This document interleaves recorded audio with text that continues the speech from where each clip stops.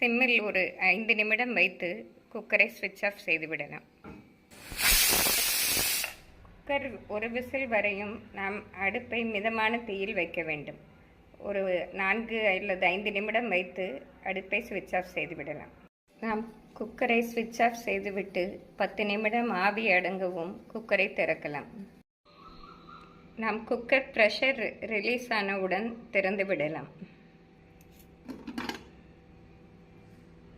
Friends, அருமையான தக்காளி பிரியாணி தயாராகிவிட்டது. இதை நாம் வேறு ஒரு ஹாட் பாக்ஸில் மாற்றிக்கொள்ளலாம். ஃப்ரெண்ட்ஸ், இந்த அருமையான தக்காளி பிரியாணி செய்து பார்த்து எப்படி இருக்கிறது என்று கூறுங்கள். இது நாம் தயிர் பச்சடி, பன்னீர் பட்டர் மசாலா, சிக்கன் பட்டர் மசாலாவுடன் வைத்து சாப்பிட்டோம் என்றால் மிக அருமையாக இருக்கும். நன்றி, வணக்கம்.